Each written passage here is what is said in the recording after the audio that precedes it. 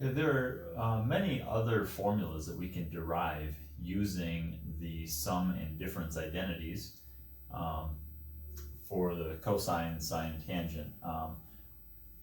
One type of formula that we can derive, or identity, comes from adding the sum and difference identities together. Okay, it's kind of an interesting idea, but you can add two equations together because we have the addition principle of equality that says if you add the same amount to both sides of an equation, you don't change the equation, the solutions stay the same. And so here I have an equation on top, and if I add a new equation to it, I'm adding the same thing to both sides of the original equation. If you think about that, the second equation is saying that the stuff on the left is the same as the stuff on the right. And so when I add one of them to one side and the other to the other side, I'm really adding the same amount, the same thing, because they're equal, to both sides of the other equation. So it's satisfying the addition principle of equality. Now, if I add the two equations together, just term by term, on the left side, I end up with the cosine of a plus b plus the cosine of a minus b. Okay, so I get that expression. That's equal to these two terms added together. Well, they're like terms, right? They have the same cos A, cos B product, so it's two of them.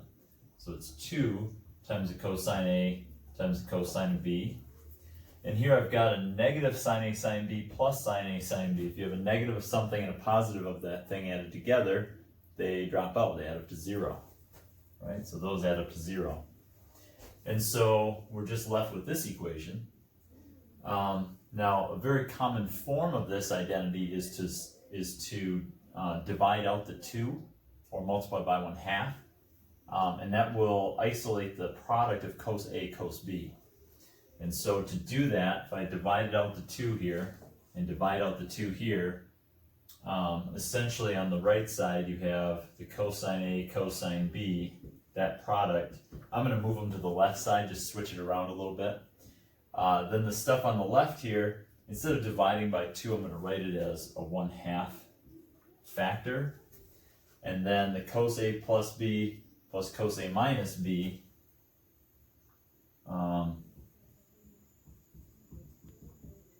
goes inside a set of brackets.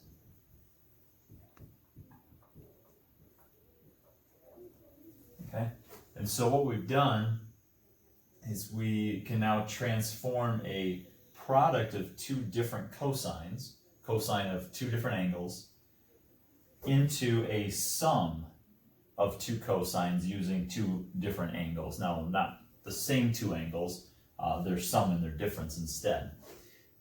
And we can do this now for any set of angles. I'm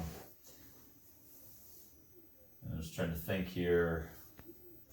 Yeah, okay. So anyway, that would work. This is something we call a product to sum identity. Okay, product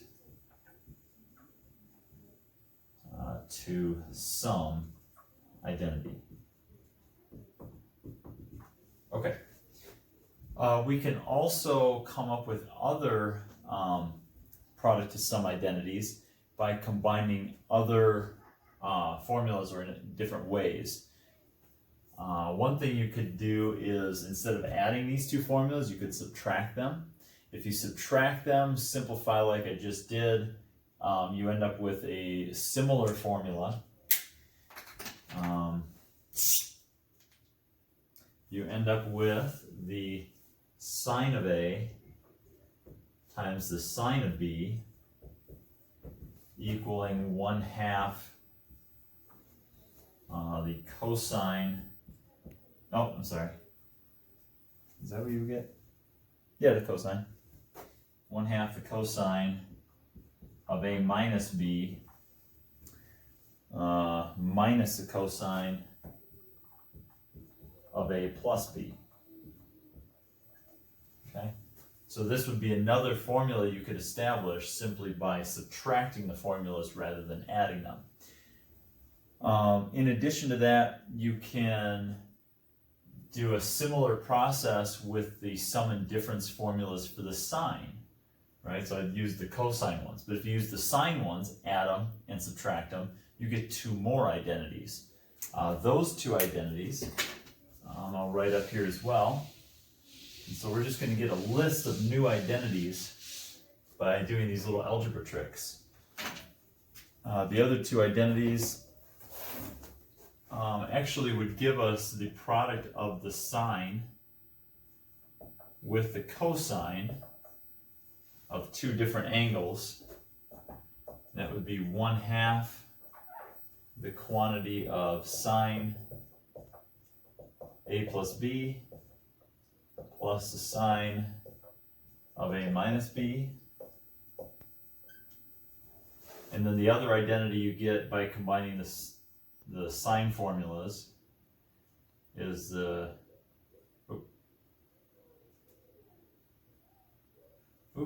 would be the cosine of a times the sine of b